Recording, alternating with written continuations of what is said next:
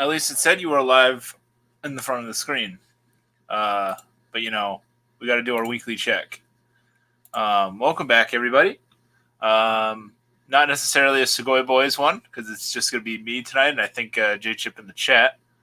Um, but welcome back. It's probably been a while since you've seen me. We are live. Good to know. Um, it's been a busy couple days for me in the and since I last talked to you guys. Lots of video game stuff going on. Playing Overwatch a ton, stuff like that. And work obviously is a thing. But forget all that because we're here tonight to talk about one, I think, semi-important thing. And that is potentially getting clicks onto my channel from a popular show. Just kidding. I wanted to watch this show called Hazbin Hotel, which premiered I think like a week. Well, premiere might be the loose term, but like its pilot hit YouTube like a week ago. I think before then they had uploaded various like clips of the show, stuff like that. But its actual pilot episode came out a week ago. For those that don't know what it is, I have a link to it in the description. It's created by a woman channel called Vivzy Pop. I think it's like a collaborative, obviously, group of people, but it is seemingly the brainchild of Vivzy Pop, a seemingly very talented animator. Had not seen anything as far as I know that she had worked on before. Now, what I think a lot of people will initially probably say when they see this series or pilot is that it is certainly, an animation not for kids. And that's 100% true. Hazbin Hotel is very much adult oriented, which is really, really cool. It's I did watch a live stream Q&A after I had finished the pilot episode this afternoon. I watched one of the live stream Q&As that Vivzy Pop did, and I had questions from Twitter and stuff like that. And somebody had asked about like influence and or the reason why she decided to go with the story the way that she did, and the reason why it's sort of set in hell and it's rather like dark yet comical at the same time is because she really likes stuff like South Park and Futurama and stuff, and is a fan of villains and sort of the darker side of characters, as it were. Oh, hey, Sweet Pea. Oh, that is right. StreamYard has an issue with comments, so I'm not seeing comments on StreamYard, which means I'm going to have to keep this extra tab open here of YouTube. I subconsciously did that because I'm such a smart guy. Hey, Sweet Pea. Hey, Osiris. What's up, dude? It looked really good. It is all right. So long story short, I won't bore you too much. I recommend watching it. I put a link to it below. It's pretty good. Of course, there's no promise of making any more episodes of this, and it's not necessarily, obviously, a completed story in any way. So it's just a 30-minute pilot episode of, imagine, like, if I had to describe it in like one sentence, it's like a more mature Grim Adventures of Billy and Mandy almost. Because it just it made me laugh a bunch of times, and it made me like definitely better animated than something like you might say on Cartoon Network for the most part.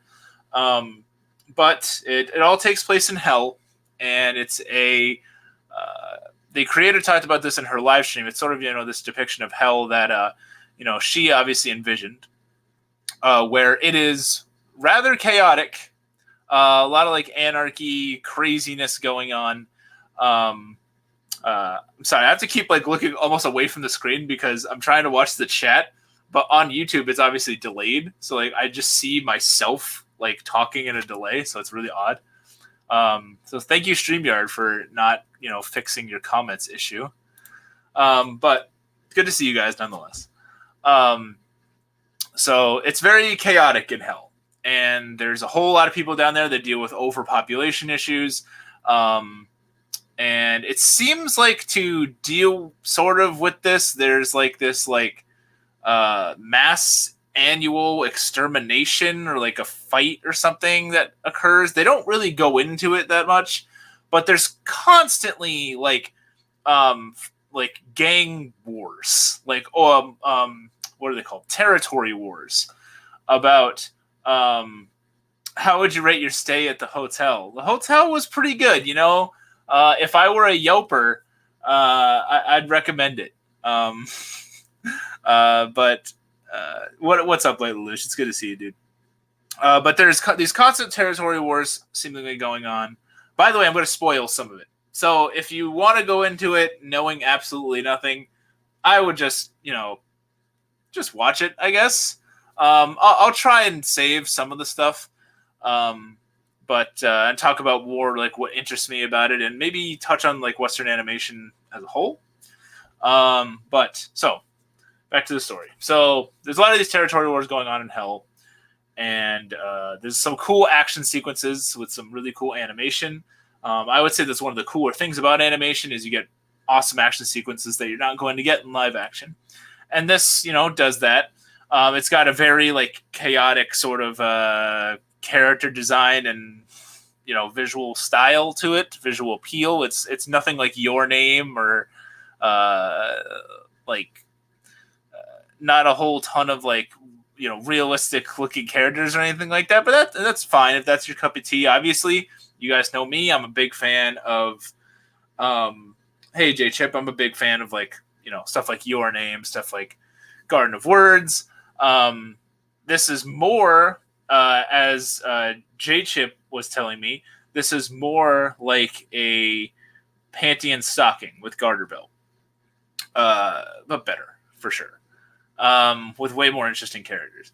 But it's got this really cool sort of like chaotic visual aesthetic where they're all like demons and stuff like that, or like the spawn of demons. The main character's name is Charlie. She is the daughter of Satan, and while Satan does not make an appearance here, she like seemingly like lives like on her own, I guess.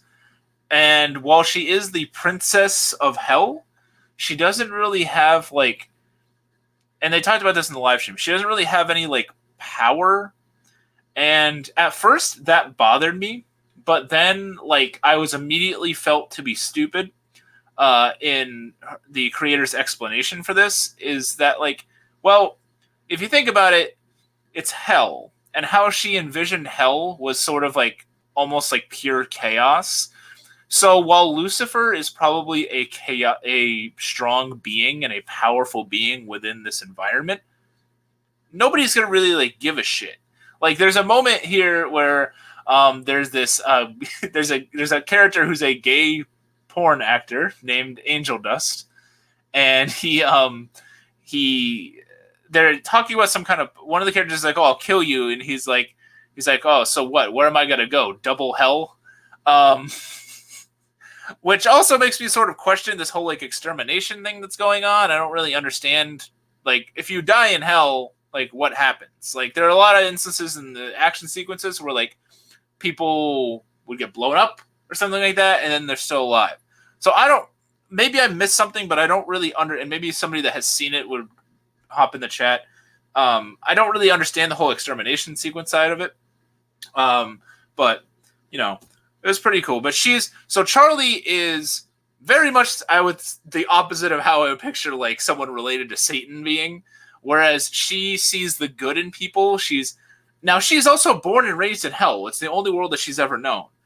But it's kind of like a flip on like, the minister's daughter sort of thing, where like it's like they're the sort of like the opposite. They're the rebellious sort of thing. She is very pro heaven.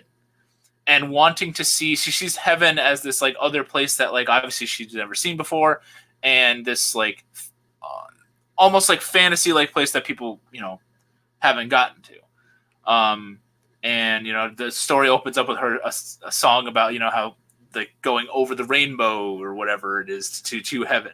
And her whole idea is the question is that the concept: can demons in hell be redeemed, be able to go to heaven? Is there more to life than being here stuck in hell forever?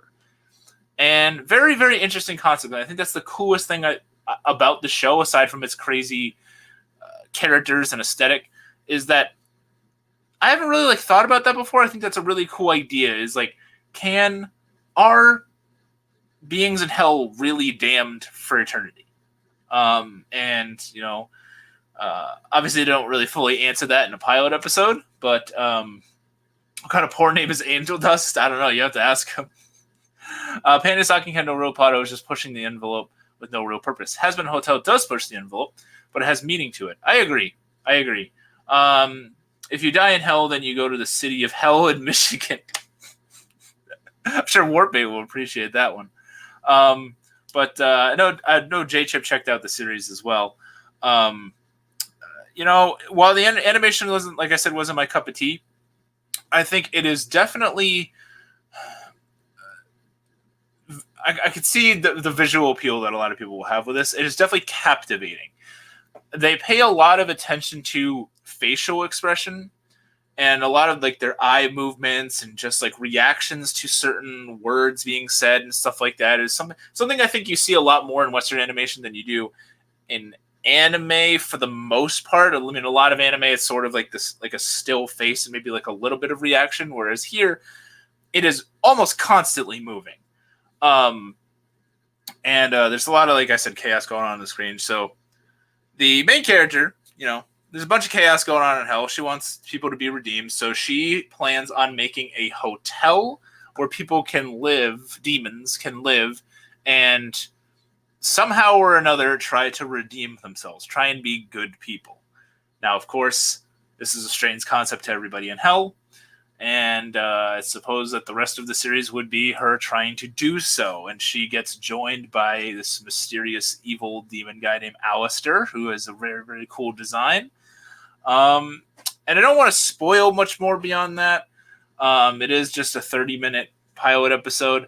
The rest of it, I guess I'll touch into like some of the characters. I really like Charlie. She was really cool. She's got this really cute character design. If you follow me on Twitter, check out the GIF that I posted. That is her. But there's a lot of like pink and black to this show. It's kind of like this cool, like, sort of like conflicting, like opposite sort of color scheme that they have going on. It's cool. She has her, hey, Lord Kobe. Who else was in Hazbin? Okay, her partner in working in the hotel or establishing the hotel is her friend Vaggie. And Vaggie is also a really cool character design. We don't know much about her other than that she's like, I don't know if they're like girlfriends. I don't know if they're, together like that. But maybe. You definitely get the vibe that Vaggie likes Charlie. But Vaggie is very quick-tempered and defensive of Charlie, but always on her side. And trying to do this hotel thing with her and seemingly backs whatever, her friend would do. A good pal. Then you have, there's a couple different like warring territory demon people. One of them's Cherry Bomb, if I remember her name correctly. There's this like snake guy. I don't remember his name, but they're fighting for a majority of the story. Like I said, there's a gay porn actor named Angel Dust, who is seemingly going to be a pretty important character because he's the first person to live in the hotel, although it's sort of just like a ruse for him to get free rent, as he still does pretty dirty-ass shit and fights a lot, and swears a lot. A lot of swearing in this. If you are... if I wouldn't watch this with youngins unless, you taught them, a couple swear words, because the show is not afraid to drop an F-bomb or two and some more, and some suggestive language regarding genitalia. But it's funny. It's a very interesting the dialogue in it is very, very, very quick, very back and forth, very witty, I would say. My husband has a new favorite waifu. I I don't know. I mean, I like Charlie, but I don't know if she's up there for like waifu material. I'd have to see more of the show. She doesn't deserve it quite yet. When's a new episode? They were asked that on the live stream, and they said that it's not necessarily in planning yet. A lot of things on their end, I guess, have to happen. Like obviously there's like a funding thing, but then there's also like this was a project that took like a very long time. It seemed like, and it was like the last like few months or weeks were very, very rushed, and they're all kind of burnt out. It seems at the moment. And they did not expect it to be this popular. But you know, I have a feeling like this thing has like a bajillion views already. And yes, I just made up a number. I imagine you're going to see more of this. They've made like plushes and stuff of this already. Who else was there for characters? Oh, Alistair. I forgot to mention my man Alistair. Probably one of the cooler characters in the show. Seemingly an antagonist, but not really. I guess Alistair is this really powerful. They call him like the radio demon. He's like this like really like powerful dude. And his character design is rather interesting. He's kind of boring, like just sort of like red and yellow color, but he's like a very like Cheshire Cat like individual from like Alice in Wonderland or something like that. But the coolest part about him is like the way he talks. They put this effect on his voice because he is like the radio demon, because he broadcasts like the crazy shit that he does. He when he speaks, it has like a like 1920s radio effect. I don't think I can really emulate it now, but it's just like everything he has. I'd sound like Bane from fucking Batman. But everything he says talks like this, and he sounds like he's from the 1920s. I would imagine him using crazy words. I don't know why I said that part like that. But will it actually get completed? Completed? I don't know. The creator of Ipsy Pop in the live stream said that she has envisioned several arcs, which is also interesting because the show seems like I'm worried that it would go down avenues that maybe aren't as interesting. Like I feel like maybe I wonder if the creator has like characters that she perceives as like more interesting than I think like a lot of like the narrative aspects. Like Angel Dust seems cool, but like I feel like a lot of people's attention goes toward Angel Dust, I guess. But like I'm more concerned about like Charlie and her relationship with like the father and like the dynamic of hell. And I don't know if it would really go into that much. That would be like a deal breaker for me, is if it just didn't really like ever touch on that at all. But yeah, I think it's in terms of like Western animation, it's definitely something like one of the cooler things I've seen lately. I tried to watch Genndy Tartakovsky's Primal. I gave it a most of its first episode check. Was not as huge a fan of that, but that I think is probably a very personal take. I know a lot of people are really liking Primal. I'm very much not a fan of like shows with no dialogue that are heavily reliant on like visual storytelling. And obviously, you know, Primal's about a caveman who doesn't have language. So there's no dialogue. But Hazbin Hotel, tons of dialogue, a lot of like dirty shit going on, a lot of very adult shit going on. Seems like it's got a whole bunch of different characters that they might delve into some backstory in the future. I would love to see that. If any of you in the chat have seen it, please like let me know. I know J-Chip, you were a fan of this, correct? Like, let me know like who was like your favorite character or like scene in particular? Because I would say if I had to pick a favorite, I think Charlie herself it is pretty interesting. I mean, I kind of want to know more about Vaggie and like sort of like their like little, uh, QT relationship that they got going on. I guess I would say Charlie. Alistair seems very cool too. I mean, I generally like villains, but he also seems kind of predictable. Uh, but I guess I would say I probably like Charlie the most.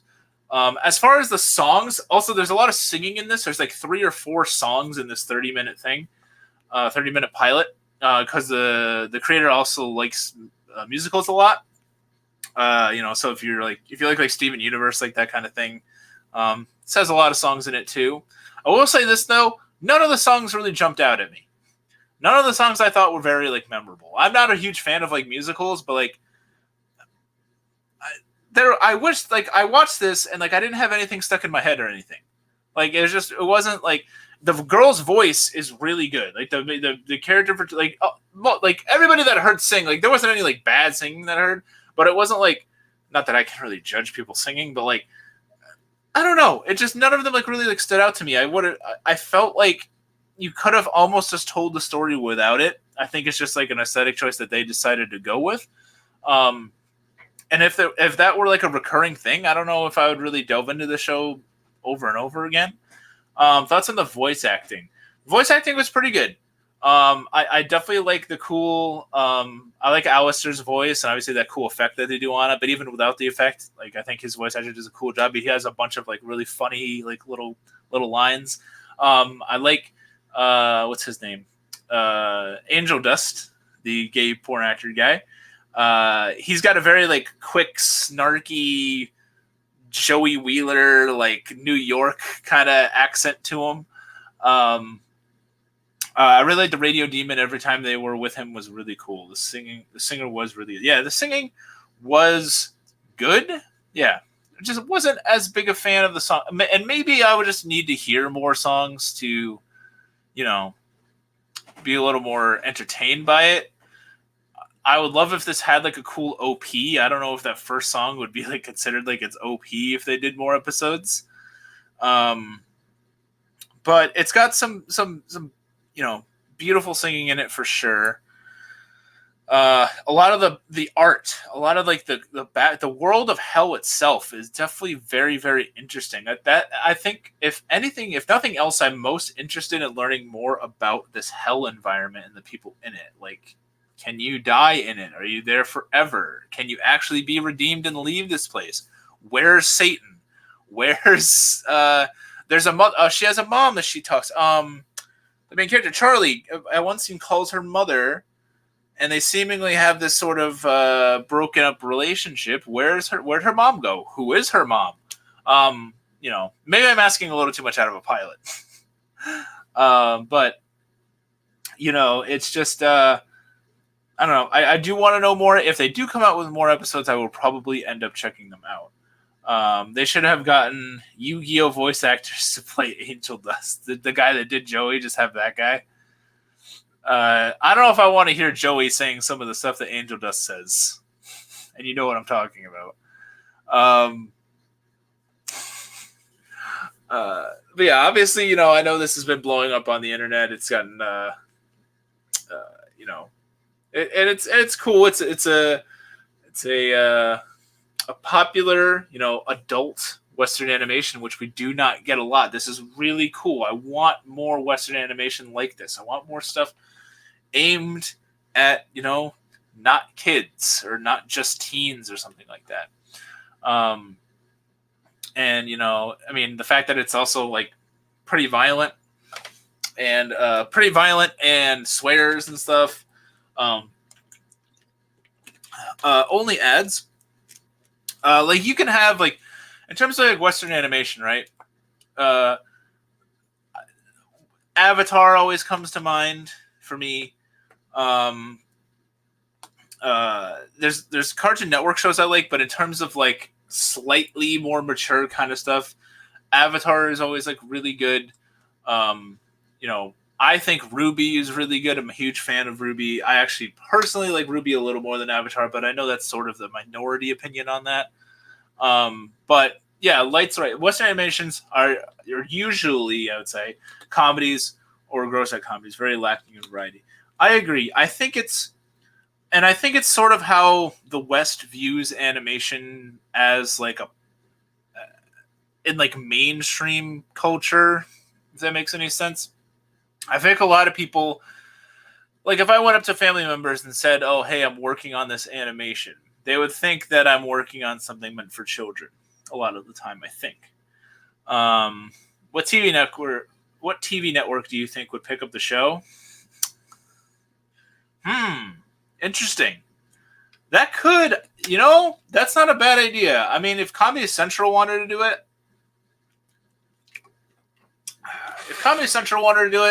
they probably could. Maybe Adult Swim. Maybe. Obviously, we would need more content.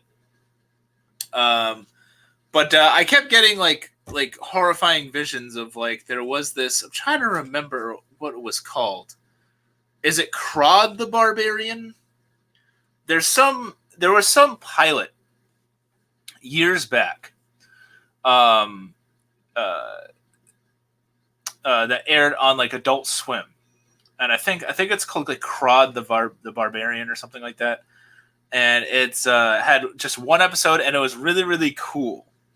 And because it was like hyper violent, it was this like crazy barbarian dude who's really strong, and he like super hyper violent and like sexual, like he would like fuck like cave bitches and shit. But it was also funny. Like it had a lot of like seemingly like Venture Brothers type humor in there. Let me see if I could pull it up. I think it's Crod the Barbarian.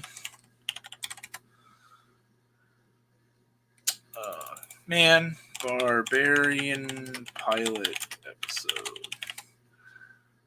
Korgoth the Barbarian. Oh, now the chat decided to work on StreamYard, by the way.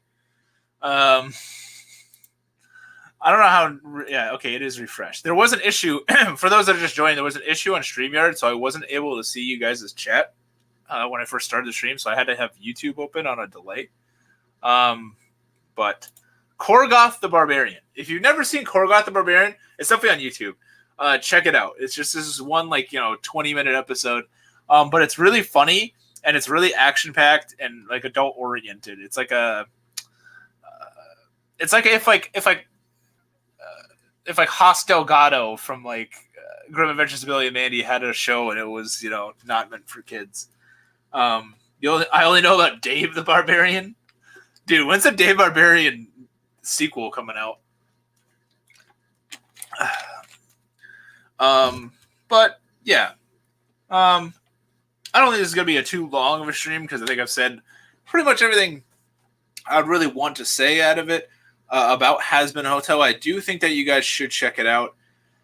I think it's definitely worthy of your time. I think we should strive to appreciate Western animation like this. Now, obviously, if this was shitty, I wouldn't promote it as much. And I know what you think. I'm talking about it because it's popular at the moment, which is true.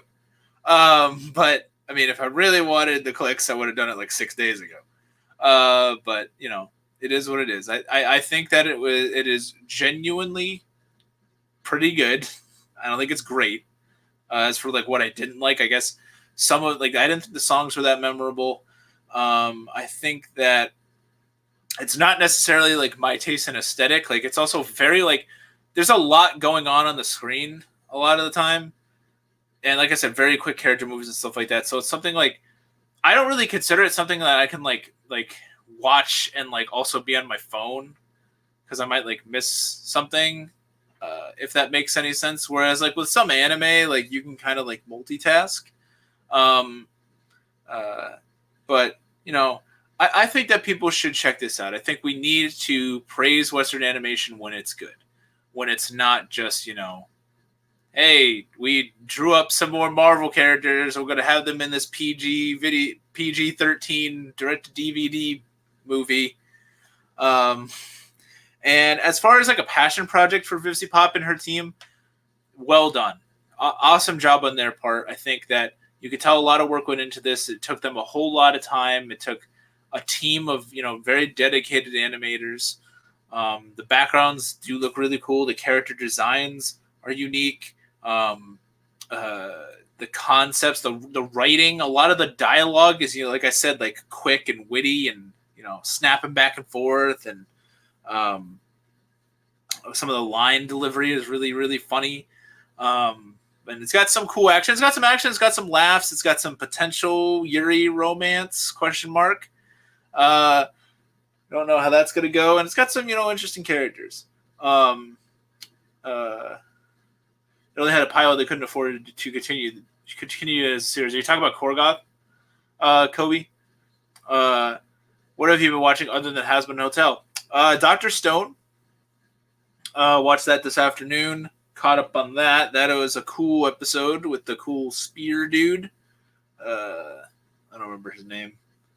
But luckily in Dr. Stone, I think we're going to be getting my two of my favorite characters back, Yuzuriha and Guy. I care more about Yuzuriha. And Vinland Saga. Vinland Saga's episode this week was also pretty cool. Not a ton of like intense action, a lot of like yelling and like action like about to happen. But sometimes that's what Vinland Saga does. Teen Titans Go does have a live action. Oh, Teen Titans Go needs a live action. Well, isn't regular, isn't there a show called Titans on like their fucking shitty network or whatever it is? I think there's like a I want to say that there's like a DC network. Billy and Mandy live action. Get Kurt Russell for Haas Delgado? Yes. Who gets to play Billy and who gets to play Mandy? Who gets to play Grimm? Is Grimm going to be CG? What's Grimm? Dude, if they made a live action Dora, dude, I put nothing past anybody. Yeah, Kobe, it's called, I think it's just called Titans. Now, I think most people need the DC network, but I'm assuming that there are ways on the internet of watching the episodes. Oh, it's on CW? I thought it was on like some special network. Are you sure it's on like regular cable? Hopefully it'll be on fucking Netflix or something. But actually, I probably won't watch it. I don't know. I saw like the previews for it, and I remember like Starfire looked really weird, and like, yeah, I don't know. Maybe it's good. But what else was I watching this week? Yu Yu Hakusho. That's a big one. It's been a couple days, but I was watching that more toward the middle of the week. DC Universe, I think it's called. Yeah, I think you're right about that. I know live action Dora is real. And how many good things did you hear about the live action Dora there, Justin? Yu Yu Hakusho, I'm up to episode 74, I believe, or 75. We're in Chapter Black. We just fought the Doctor. I think his like code name is the Doctor guy. I'm enjoying it. I know this was Dredd's favorite arc in the show, and I think I've heard that from more than one person in my life. And I was a little worried because I heard how good freaking the Dark Tournament was. The Dark Tournament was really good. So I was wondering what they were going to do after that. And, it gets right into some like really interesting powers and characters and stuff like that. So I'm definitely enjoying Yu Yu Hakusho. I don't know how quick I'll finish it. And I think I might like the Dark Tournament better than this arc. Maybe by the end, who knows? But it's still really good. I haven't watched Just Maiden yet. I'm probably to save that for like a quick binge. I did just pick up a manga that I haven't even like opened yet. It's still over there. Mainly because I saw a preview for an upcoming anime of it. It's called Inspector. It's like IN/SPECTRE.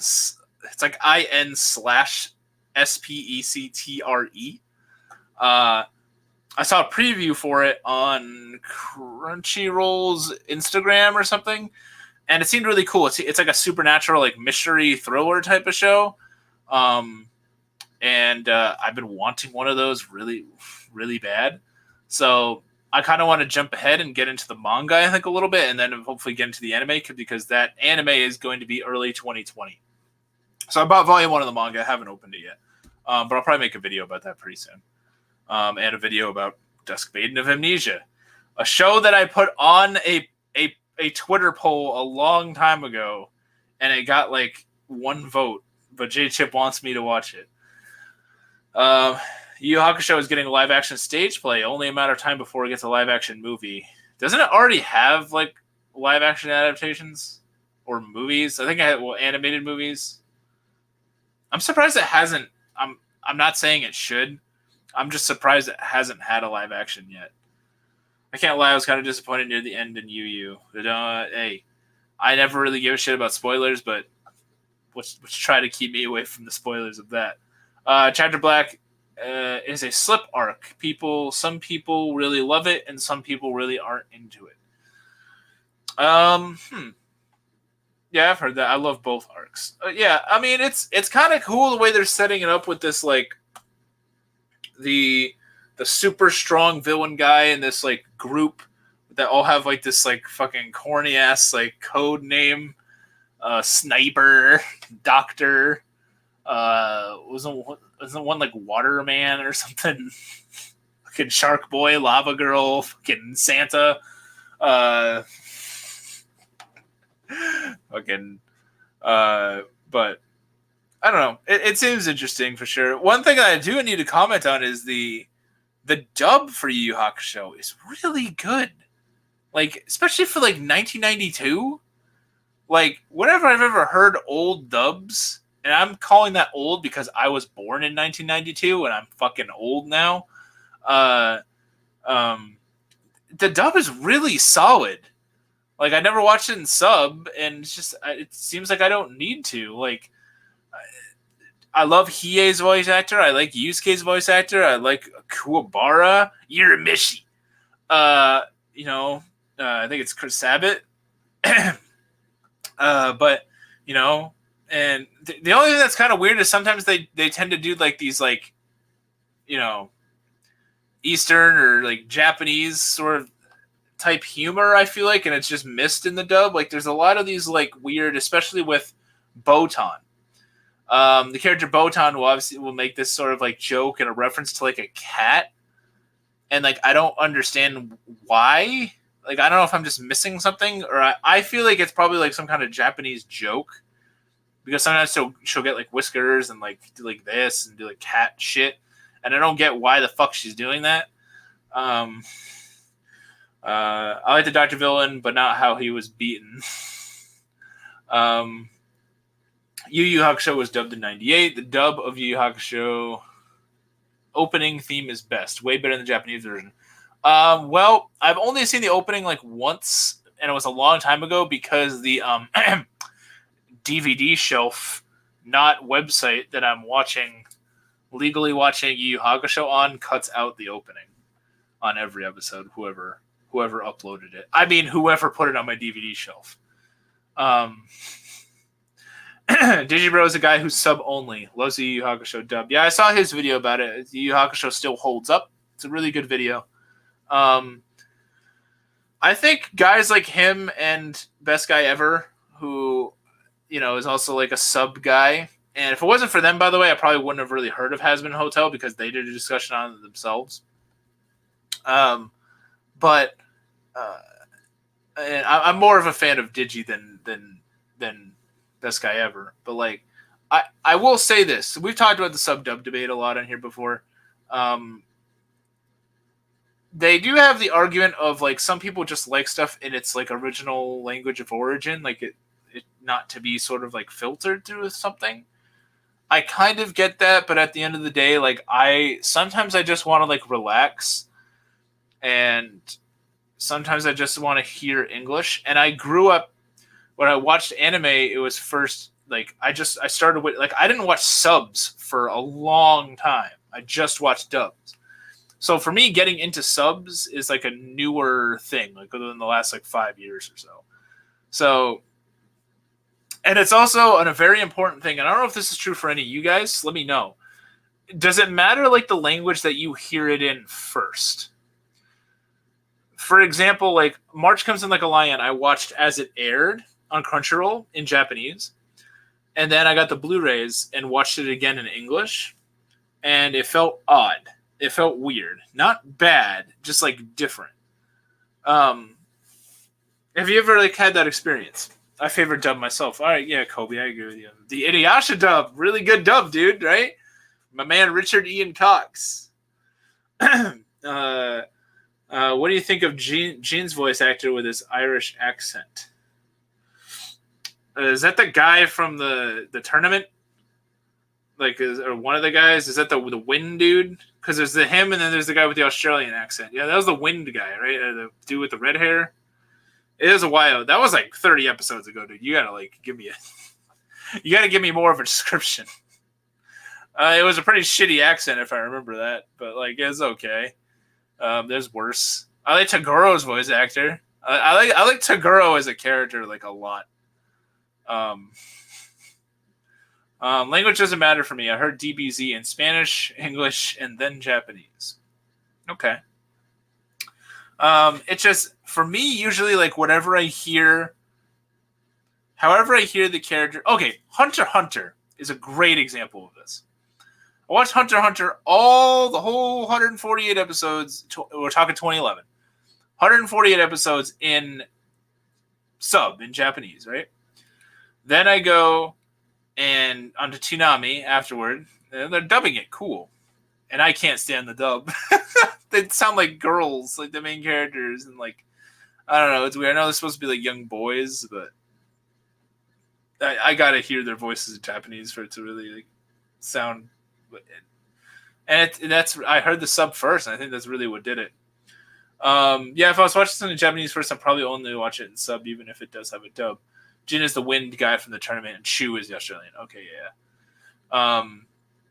I see a lot of foreign animation other than Asia, in particular France, so voice acting in other languages is easy to get accustomed to. France animation, dude. How about Code Lyoko? If anybody remembers Code Lyoko in the chat, that is actually made in France, just like Totally Spies. Fun facts about animation. Shout out to the Code Lyoko OP, by the way, for being fucking bomb, and you should go listen to it. You use the first one I watched in both languages. Interesting. First one I watched in both languages would be Naruto Shippuden, because that was the first one that I ever watched in sub. Because I watched, I watched Naruto in dub, and then like stopped watching anime for like some time, and like Shippuden had come out and like was like probably like 100 episodes deep by the time I got back into anime. So then I got into Naruto, got into Shippuden, and at that point they had dubbed like maybe like 20 episodes or 25 episodes of the Shippuden anime. So like I powered through like those first 25 or whatever, and I was like I don't want to like wait anymore. So I was like, you know what, fuck it, I'm finally gonna start watching in Japanese. And I watched I didn't finish Shippuden, but the rest of it I watched in Japanese, like fucking hundreds of episodes or whatever the fuck it was. But that one actually, Naruto I could probably watch like either way. Like Naruto's voice in English is pretty annoying, but it's got some good actors in it. It's got, my man Kirk Thornton is Kisame, and it's got Crispin Freeman as Itachi, and it's got some good shit to it. The whole thing boils down to preferences for me. I like Seth English voice in Radiant because it fits him better than the Japanese one. Never seen Code Lyoko, but heard of Totally Spies. Yeah, they were both on Cartoon Network. Code Lyoko was cool. Code Lyoko also did a weird live action thing after the fact. I'd recommend The Illusionist from 2010. It has no dialogue. Oh god. So you'll automatically dislike it. Maybe I'll like it. Just because you said that, just to spite you, Light. I don't know. I'm not into like. That's another reason. Like, I'm not that big a Samurai Jack fan. Like, I know there's dialogue in that, but it's also like it's very like. At least in the like the episodes I've seen, I even tried to like start it over again like a year ago, back when like the new season was coming out. I just can't do it. Like the show, it looks really cool. It's got a lot of really cool like what's it called, vector animation going on, and it's got an interesting story. And Jack seems like a pretty cool character to an extent, but he doesn't like fucking talk. Like, he barely talks. So like, I don't know. I mean, yeah, I did praise a show about like a barbarian who barely talks earlier, but there's a lot of like moving pieces around him that are, laying on the jokes and the humor and the action and stuff like that. But I'm not a huge fan of like straight visual storytelling. I'm not. I need dialogue. I need characters that I'm interested in. Call me slow and stupid. I don't know. I just need it.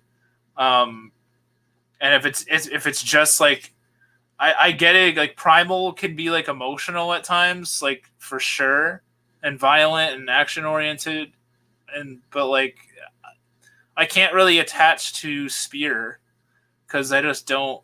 I don't know. He's just like a fucking caveman that doesn't talk. When it comes to long run and shonen, I'm most likely going to watch it in English. Yeah, I was thinking about that the other day of like in like the manga versus anime debate, where like I feel like with shonen like fighting series shit, like I'd probably watch the anime instead, just because I want to see the action sequences in color. Because I was thinking about getting back into like actually checking out My Hero Academia again, and I know people that also just read it, or they read and watch it rather. And I was like, should I just like read it or whatever? And I was like, no, dude, I don't want to read that shit, because if it's like a shonen thing, I kind of just want to like watch it, see it in color, or hear the voices and everything. Powerpuff Girls or Dexter's Lab? He's really digging into the Genndy Tartakovsky thing.